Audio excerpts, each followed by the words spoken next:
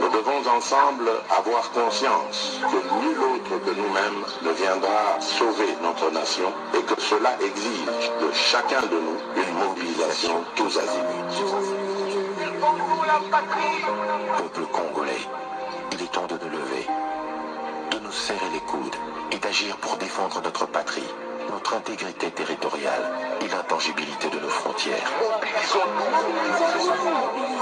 La République démocratique du Congo est victime d'une nouvelle agression rwandaise et des actes criminels et terroristes du M23. Ils ont juré Batela et Kolo, Bendele Koyate.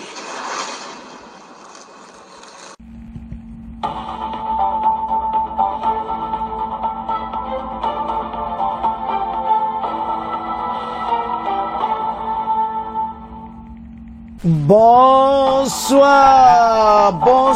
bonjour, c'est Congo News 24. Bande Konanga, comme toujours avant de commencer notre émission, nous disons merci à Dieu. Nous disons merci à nos chers abonnés et téléspectateurs qui nous suivent partout dans le monde et en RDC. Bande Konanga, soyez les bienvenus. À la une, chers téléspectateurs, Rwanda RDF 123 responsable des crimes de guerre au Nord Kivu. Bokoyoka na conseil, il y a droit de l'homme na Suisse, ndemba décision quoi. Patrick Mouya a présenté, puis commission Salami, donc Kagame et ses hommes Maratou. Kagana point bande qu'on va parler, il y a Union européenne et pas wapi Bokoyoka, député européen, akoyeb Sabango, et Tembala Oyo. Rwanda, na Union européenne, il faut bakata balien na bango parce que bangonde batwa ko sala EDC boy o baloba ke si e yindi e yinda kaka. Deuxième point chez téléspectateurs, décision bandiko de Fachi au sommet et à Sadek boyoka oyo Fachi abongisi na décision oyo kobima kuna bokoyoka passe za lobby alors Tina Salama ayeko yebisa biso position à EDC, bah décision Fachi ou Ekosalam. Alors puis on va parler sur la guerre au Sud Kivu. Beaucoup yoka n'est pas aussi préparé parce que bango pona bango barrer la route à l'armée rwandaise bah ok Sud Kivu te. Et zaya ko yinda et si yindi. Alors na pona bande ko to discuter débat et assez ndeni makamako leka parce que lelo déjà ministre wa kutani lobby to kupesa no rapport ya rencontre ndenge salami tous à la connecte. Chers téléspectateurs, émission na bandi et comitant to sola ensemble ma solo ya mboka bande ko toko kende directement au balubaka somo na Suisse na conseil des Nations Unies à droits de l'homme et pas wapi mibeke koi Kagame RDF 123 responsable des crimes de guerre au Nord Kivu. Et Zaya Koyinda.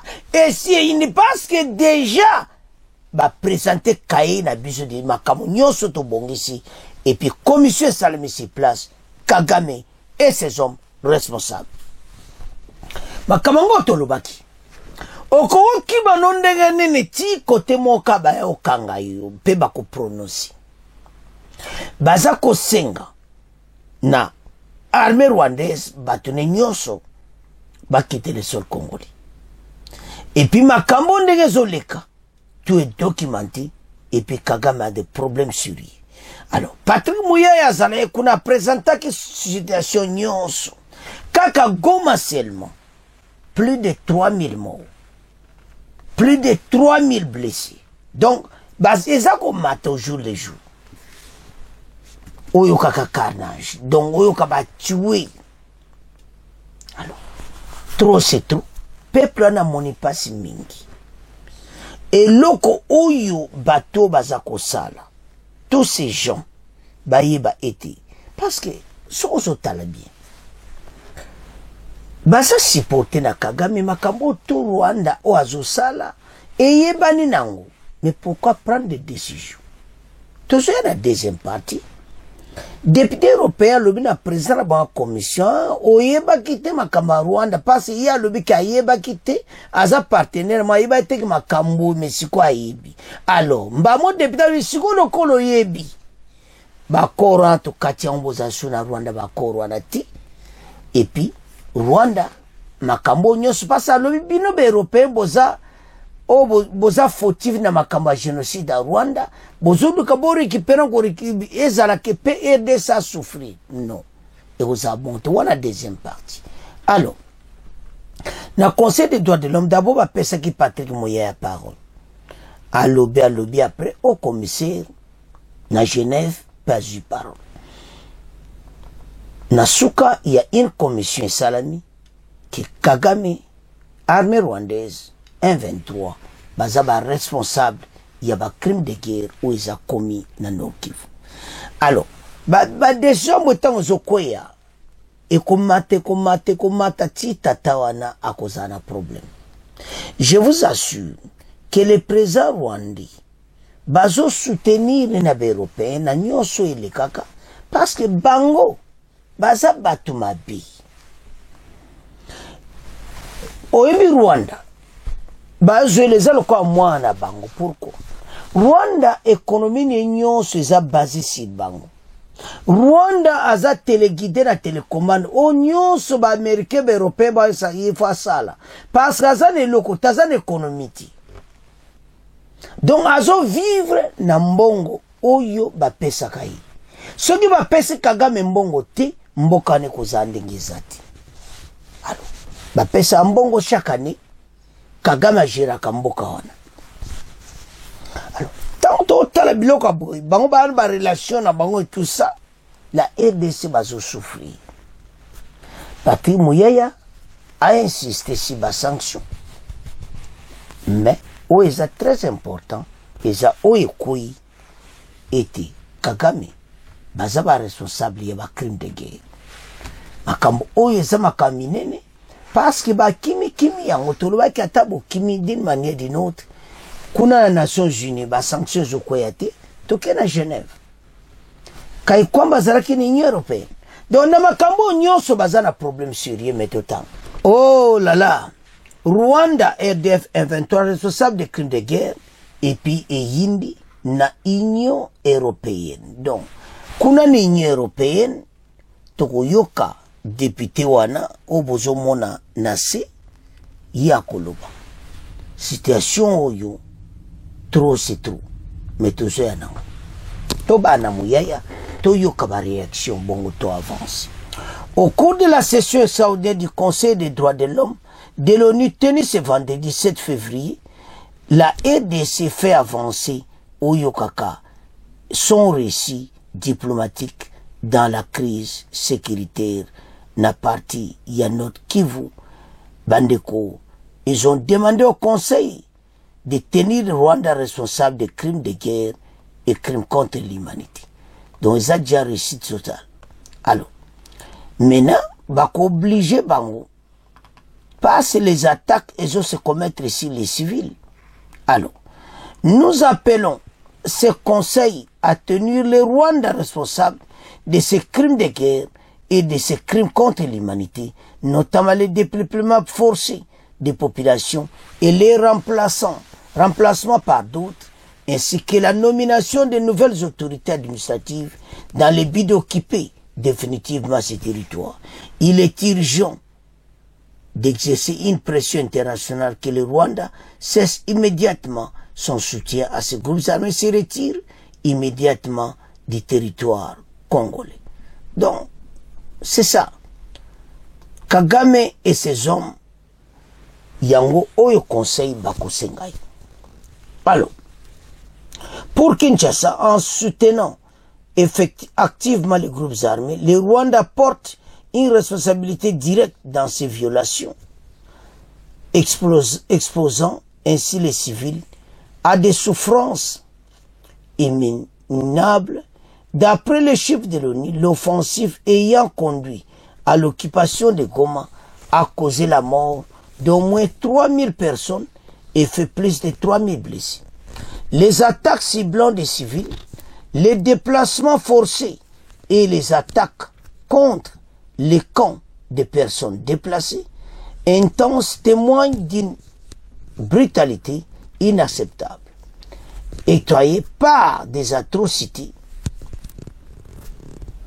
indescriptibles, notamment des meurtres, des viols, au moins 200 femmes, des massacres et recrutements forcés.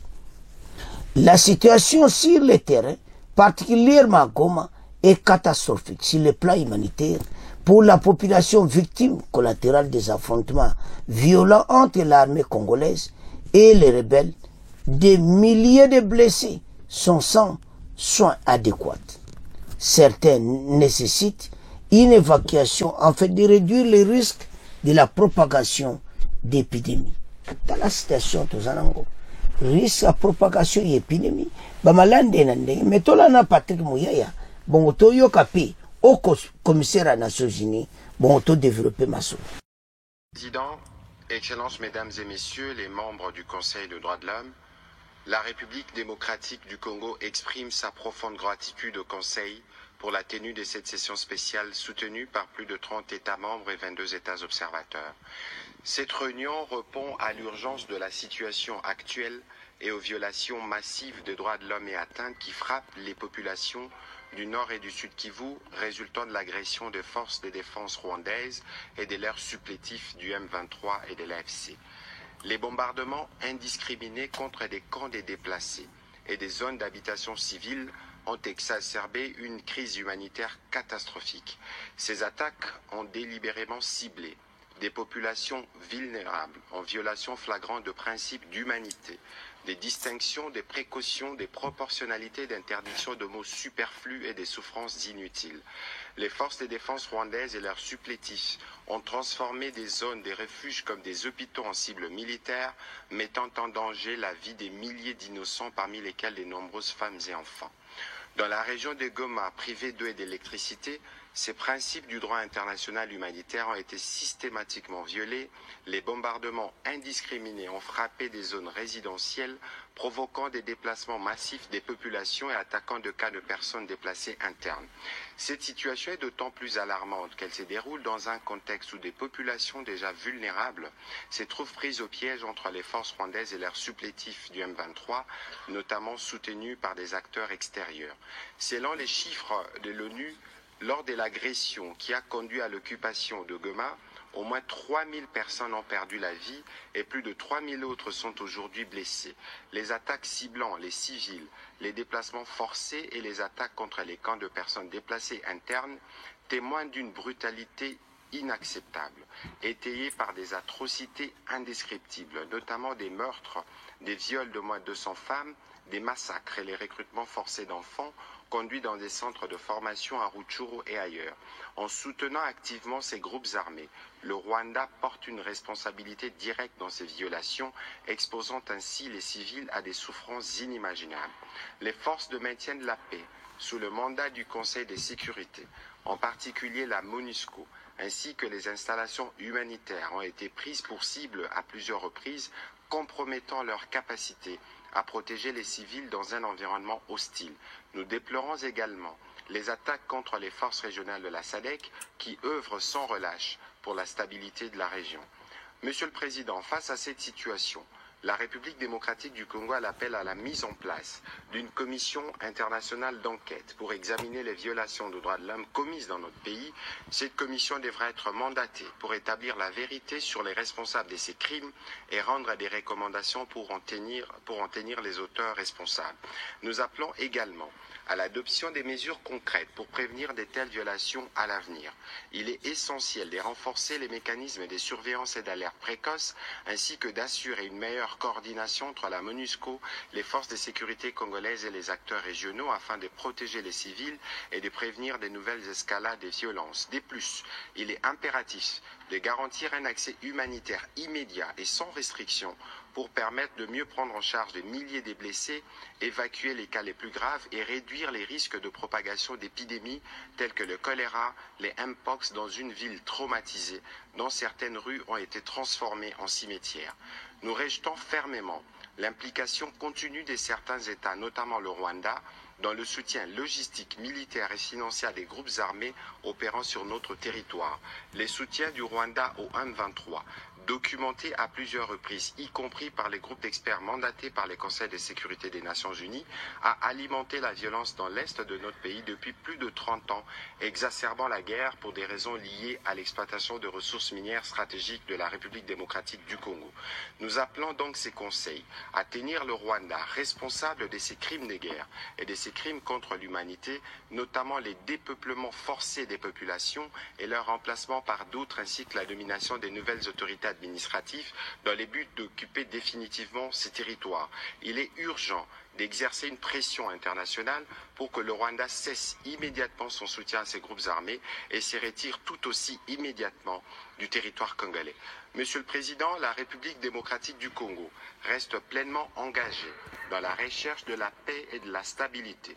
Nous réaffirmons notre volonté de travailler de manière constructive avec tous les acteurs régionaux et internationaux, mais il est impératif que la communauté internationale soutienne fermement nos efforts pour mettre fin à cette crise de protection et à la souffrance de notre peuple dans la partie est de notre pays. Nous réitérons donc notre appel à la responsabilité pleine et entière du Rwanda dans cette situation, à des mesures immédiates pour mettre fin à son soutien aux groupes armés. L'adoption par consensus de la résolution qui vous a été présentée serait signe de solidarité pour les millions de Congolais qui vivent aujourd'hui sous l'occupation des forces rwandaises. Je vous remercie de votre attention, Monsieur le Président. Merci. Je vous remercie. Depuis le début de l'année, le groupe armé M23, soutenu par les forces rwandaises de défense, a intensifié son offensive dans les provinces du Nord Kivu et du Sud Kivu. En ce moment, les tensions augmentent dans le Sud Kivu. Si rien n'est fait, le pire est prêt et peut-être encore à venir pour les habitants de l'Est, mais aussi au-delà de la RDC. Encore une fois, dans ce conflit accablant, les civils sont pris au piège de la spirale de violence. Le risque d'escalade de la violence dans toute la sous-région n'a jamais été aussi relevé. Tous ceux qui exercent une influence sur les parties impliquées, que ce soit des pays ou des acteurs non étatiques, doivent redoubler leurs efforts pour éviter une conflagration et soutenir le processus de paix. Bandeko tolandi Patrick Muyaya tolandi au commissaire des Nations Unies. Alors, tant aux otala ngozomwa comment la situation est aggravée. Batu bakufi bili. Donc la décision est faite immédiatement. Rwanda a sa responsable passe après Muyaya tanga lobby au commissaire à lobby. Ba otangpe Rwanda boyoki et mené committant oyo bango nyonso bajuba décision était Rwanda nda za responsable à crime nyonso yakuna donc nina RDC bazuya. Alors makambo nyonso il y a un problème là et batoyo bajwaka ba décision boy bako exécuter monogite parce que baza bato baza coopérer na Kagame bazoluka ndenge nini akokena wana ndenge ya bien pour Kagame pas souffrir alors que ça dia mobulu bango ba épargner Kagame trop mena makambo bimi polele bête lokola bombe canon makambo te panzani bato tout bayebi et l'armée rwandaise sur le sol congolais puis azo tia administration parallèle a tia gouverneur na vice-gouverneur na Goma. Alors commission des droits de l'homme ba monekeza inacceptable. Alors tout ça c'est là dans Mikolo Kaka comment ndenge ba décision ko koya après passer makambo za réunion ko sa malobi na bako solo là après wana kora Luanda bako avancer na makambo mais au lobby Isa Crucial Sadek bakutana ERC tête à tête ba décider makambo to so vivre en mboka na biso l'état est mauvais donc muta okote na biso azati pour une seule raison ce qui biso to ziba minere na biso ce qui biso to gérer mboka na biso to comme grande puissance dans le monde il ne peut pas nous laisser le temps bako utiliser ka muto asa pembeni na yo comme le voisin Kagame abanaka ko déstabiliser RDC bango ba profiter kana ba minéraux RDC atikala kaka vide to bana ko dépendre na bango ndenge Rwanda a dépendre kana bango. Et ce qui est grave, un petit pays comme ça, Rwanda makambo azolinga sala kozwangoti ba président belé ya ba club so longola armée ne parabiso pression zo ya partout bazo longola o nyonso ya pesi na Bayern de Munich PSG et puis ya pesi na Arsenal ba publicité na ya visite Rwanda ba publicité wana zo longwa bazo landela makambo de prepo ba annuler contrat wana Kagame ako souffrir situation ezo comme pire et comme na niveau ya malamuti. Donc Kagame il faut écouter ayoka parce que makambo na niveau commis Union européenne baza dans l'embarras, ils ne peuvent rien dire parce que bazala ki na COP na Kagame. COP na bango e panzani makambo bimi na mesa ba comme na situation difficile. Et siko ba ko salani mayele sili bango.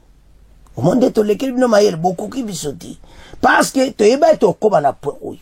Kagame za coincé na ba sponsor ne tout. Ezalaka bongo. Tango yaza condamné à crime na mboka na biso, c'est fini pour lui. Alors après makambo à Genève ba lwe mibeko koyete ba on va savoir ça crime de guerre. Na Union européenne ba sole bitamaki. Président européen loba kabui. Boko yoka tukotela bino. Que voilà ayeba qui te passe Rwanda za partenaire na bango fiable mais baeba ki makambo te député Jumaloba shiko yebi katabari banino na Rwanda parce Rwanda azosala mabena ese so commettre ba crime na mboka na biso. Alors pour aller un peu en avant to yoka extrait wana ndenge yini na kati Union européenne bongo to avancer et ndenge yinda qui passe ici likaki tolanda bande ko député bozo mona lobby il faut embargo sur les armes le kolo yebi mener comme tant d'autres décision sur Rwanda parce que lobby ko yeba kiti il mena le kolo yebi non tato azama tata o baloba ke yindi bande ona kati Union européenne tolanda. Pieces of information I have available are basically saying something different. Rwanda is one of our most prominent partners in Africa. J'espère que maintenant il sait. Et parce que maintenant il sait, il faut que ça cesse. Donc l'accord d'entente avec le Rwanda doit s'arrêter maintenant. Et on doit envisager un autre type d'accord avec le Rwanda. Et on doit rendre justice à la RDC. Ça c'est le premier point. Embargo immédiat sur les armes. Et sanctions ciblées contre les criminels de guerre. Ce sont ces trois éléments qui peuvent rendre justice à la RDC maintenant, immédiatement. Et notre responsabilité en tant qu'Européens est importante. Nous sommes par la signature de cet accord d'entente complices de ce que subit la RDC. Maintenant, il va falloir qu'on assume. Moi, depuis que je m'intéresse à ce dossier, je l'ai tourné dans tous les sens. Mais pourquoi on fait ça? Est-ce que c'est un besoin important et vital de ces minerais? Je pense que c'est même pas ça. Je pense que les Européens ont une culpabilité par rapport au génocide rwandais. Cette culpabilité ne doit pas nous pousser à soutenir des crimes de guerre et des crimes contre l'humanité. Donc travailler avec le Rwanda, oui, mais pas au prix des Rwandaises et des Rwandais. Il faut que la Commission et que le Conseil prennent leurs responsabilités et agissent et arrêtent de nous rendre complices. Merci.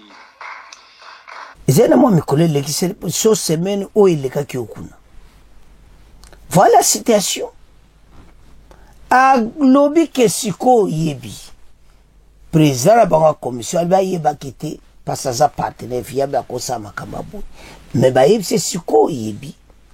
Il est temps ba sanction quoi le kola Kagame. Si c'est Kagame ko perdre ba biloko belé. Bande ko en tout cas situation mboka na biso ça la passe pe mawa. Moto akote la biso ati batu ba contribution. Même un pays africain ba contribution. Ba yebite position na biso comme tellement makasi. Voilà la situation tous en. Et en tout singa ba Congolais levons-nous ensemble pour ce pays. Tout tellement to benga na cet ennemi. Il n'a pas la place. Bisonde population botelema yanto esa bandeke bena ba marche monsieur kozala en Angleterre lobby bozala na Oxford ekozala donc makambo nyonso bango ba omona makambo na bango c'est-à-dire marche ko banda passer ya station ya Oxford na bureau ya premier ministre donc ba congolais nyonso bozanga tes annonces alors mais l'autre ntolo bezabui situation auto zanango congolais nyonso place aux il faut lever la voix loba ce pays nous appartient makambo ndenge ezokende bango tondire bakende côté moko passe Afrique du Sud basima na biso c'est-à-dire le problème qui est là mokili baobundisa biso mpona baminéraux tozanango bazolinga to négocier na bagroupe armé wana aloki question eza bongo te yango makambo eza minene parce que bato bakanseka que voilà et tout et c'est bon mais biso totelemi bakosaka na biso te alors wana ezalaki premier partie ya droit de l'homme mbala moto ken na deuxième partie où ils ont concerné guerre eleka na Sud Kivu et puis réunion où ekozala na EAC lobby o balobaka eza benda bika le président vas-y aller et puis Tina Salama akozala mais ta boyoka ba makambo ebele bo comprendre boyoka pe ekseba français ba oloba Syria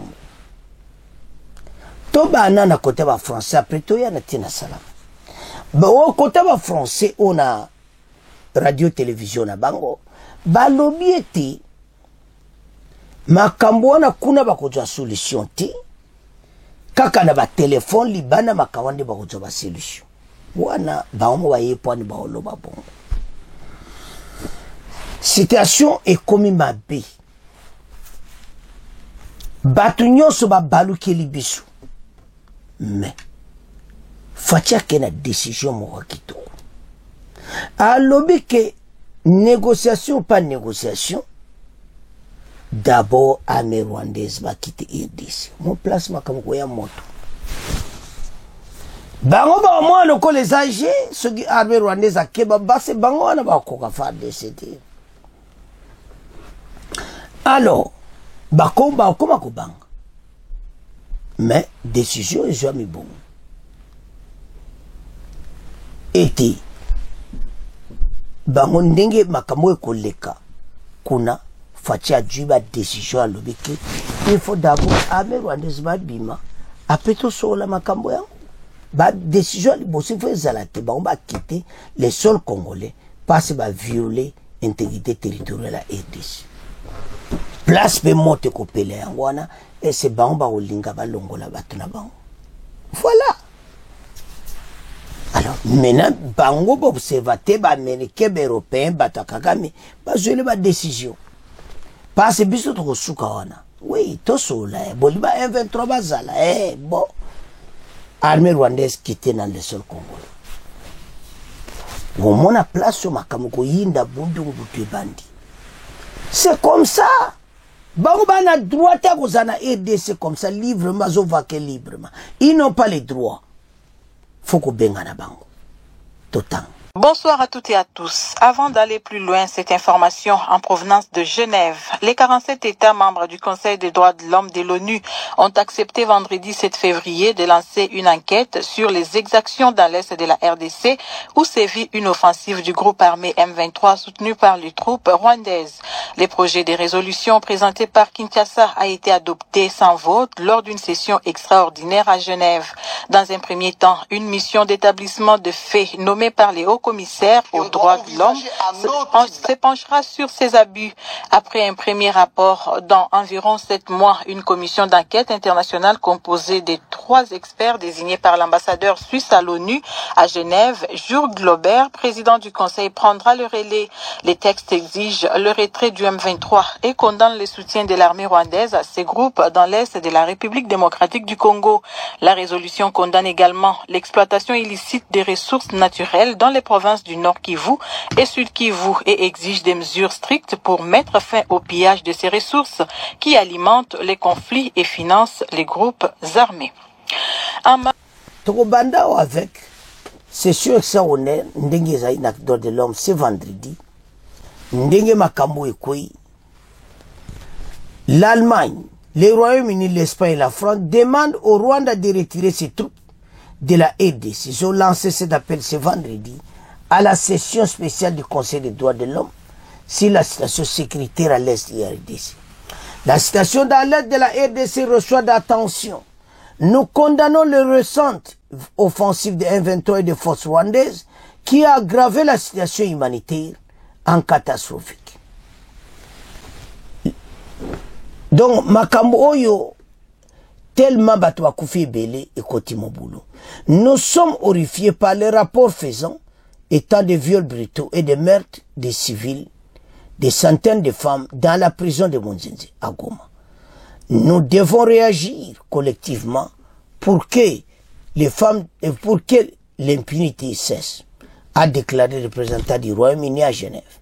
Pour l'Allemagne, le Rwanda doit retirer ses troupes et arrêter de soutenir les F-23. Mon pays est alarmé par les rapports faisant état des massacres, des violences sexuelles exhibées liées au conflit, d'exécutions sommaires, d'attaques sur les infrastructures civiles et d'une situation humanitaire désastreuse où le nombre de déplacés explose. La Belgique appelle toutes les parties au conflit à mettre fin aux violations du droit international humanitaire pour sa part. Recommande la représentante de la Belgique. La France appelle au-delà du retrait des troupes rwandaises la neutralisation des FDLR. L'Espagne condamne les exécutions sommaires et l'enrôlement forcé des enfants et les violences sexuelles. Tala makambo ndenge komi. Alors, bandeko, makambo za tellement ébé. Bandeko, rencontre wana na EAC, makambo za minene. Bakukutana. Alors, tant que tala makambo bo mona ke vraiment situation za mobulu. Bandeko, Fachi a ke conseil na décision. Ndenge bozo mona wana na ngambo musu kozala EAC na ngambo musu SADC. Fachi alobi tanga okoma wana ba Museveni bato wana nyonso ba Kagame bato wana Fachi akoloba na bango boyi. D'abord Kagame a retiré bato na ye. Oh baloba ke yindi bandeko na ngai. Fachi akena décision ya kosakana tepe bokoyoka parce bele bazo kansaka dialogue non. Fachi alobi avant même les camions stosola. Kagame andima armée na ye ba quitter la RDC. Au monde makamango ko le kuna na SADC. Donc lobito za la présent parce le bokoyoka ba suite à kosakanati. Alors Fachi a décidé Kagame nde baza mosi ba ruto basi basala business na bango. Baika kato kuzwa Fachi ko sama boy. Sadeka ko ya telemina sima Fachi Sadeka Holanda oyo pe Fachi akoloba. Alors match ko suka ke ba retirer armée na bango. Tolanda tina salam. Et puis toyo kapende ba français balou. Dans la même optique, les sommets conjoints entre l'EAC et la SADC sur la crise sécuritaire dans l'est de la RDC s'ouvrent ce vendredi à Dar es Salaam en Tanzanie. La réunion interministérielle précède les sommets de chefs d'État ce samedi. Le président congolais Félix Tshisekedi y participera. Selon sa porte-parole Tina Salama qui l'a confirmé à Radio Okapi, le chef de l'État attend notamment le retrait immédiat de l'armée rwandaise sur le sol congolais. Écoutons Tina Salama au micro de Grace Amzati. Oui, le président de la République va prendre une part active, en tout cas au sommet des chefs d'État et de gouvernement de la SADC, EAC, à ce sommet extraordinaire qui est organisé à Dar es Salaam. Alors, par sa participation, le chef de l'État s'inscrit dans la voie de la paix qui est tracée, vous le savez, par l'Union africaine et soutenue bien évidemment par les Nations unies. Et donc, nous, en tant que pays, où on va dire, au cours de ces assises, la RDC voudrait en tout cas mettre au-delà de toutes nos revendications, également, l'EAC devant ses responsabilités en ce moment où le Rwanda, membre de l'EAC, a envahi la RDC, un autre État membre de cette institution. Alors, ce que la RDC attend de ce sommet, c'est en tout cas un cessez-le-feu immédiat, une condamnation claire de l'agression, un retrait, bien évidemment, des troupes rwandaises et une remise de la ville de Goma à l'administration officielle. Et aussi, ce qui est très important pour des raisons humanitaires, la réouverture de l'aéroport de Goma Goma pour des raisons d'évacuation médicale et approvisionnement en appui humanitaire de tous ordres. Africa Arabia qui s'intéresse aussi à ce sommet EAC-SADC prévu aujourd'hui à Dar es Salaam. Le communiqué explique Africa Arabia précise que les deux présidents Tshisekedi et Kagame seront présents demain. Alphonse Mendo, professeur en sciences politiques à l'université de Kisangani, ne croit toutefois pas à l'efficacité d'un tel sommet. Interrogé par Africa Arabia, il estime que ce type de sommet est organisé pour l'apparat et que les vraies décisions se prennent en dehors de ces forums, au téléphone ou lorsqu'ils se rencontrent en privé. Dans la situation actuelle, ajoute-t-il, la blessure est encore trop fraîche pour que ce sommet puisse faire avancer les choses. La presse africaine évoque également l'appel lancé par le gouvernement congolais pour fournir des preuves à la CPI. C'est le vice-ministre de la Justice, maître Samuel Mbemba, qui a souligné hier lors d'une conférence de presse l'importance de mobiliser les victimes, les témoins et les organisations, tant nationales qu'internationales, capables de fournir des éléments de preuve à la Cour pénale internationale, relate 7/7. Samuel Mbemba, nous dit-on, a également évoqué l'ouverture d'un procès contre le Rwanda devant la Cour africaine des droits de l'homme et des peuples, dont la première audience est prévue le 12 février. Tolandi biso nyonso d'abord tozwa kota ba français comment balobi te kuna ba décision kozwama te kaka na ba téléphone ou bien base kuna sur place moto na moto aza gagne mais bango armée rwandaise baza sur le sol congolais président Félix nde tolandi tina salama président Félix ayebisi ke babima tina salama aza clair on a expliqué bolandi. Donc, bango bakoko résister bavanda wana te, ils doivent partir. T'as le problème aussi, bango balinko bima bongo te. Ils voient comme ils ont gagné la guerre, donc c'est comme ça que le monde. Alors que, selon le Conseil des droits de l'homme, bango tout on a un programme baba criminel.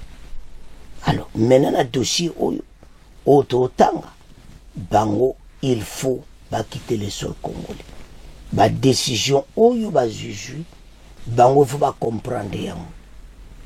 Voilà la situation. Alors bandeko wana ezalaki sur réunion ya EAC baluete ba décision belé kozwa libanda na téléphone et tout ça, mais ce qui est vrai, le président rwandais comme tout makasi totala ndeni ya kubimisa batu ne pas ça sous pression pour na kubimisa batu na. Voilà ce que nous voulons. Alors, tant que tu as la makambo, on a que les pays vraiment menacés. Biso za pays moko solution, pays à makamunyon so baso éclipse monter à ma vie. Mais biso aussi ma farde c'est bende le koyate. Notre armée écoutez les mains. Toko sala ma victoire. Mais aussi nga patience. Parce que peuple ayoka oyo pe bakonzi baza koloba botiko olanda ba faux information na ba réseaux sociaux makaba lokuta yebisa bande ko nyonso baya koyoka ba vraie information. Alors tamba makamwana to zomona clairement te basa batu basa contribution mais biso to teme. Alors fati kuna ke ya lobi na bango armée rwandaise abima bon après total makamba batu. Voilà décision ma candidat Tolandi Tina Salam. Bandiko. En tout cas, Tolandi émission. Tout comme on a fait. Pour continuer pour s'abonner massivement. Au revoir. À la prochaine.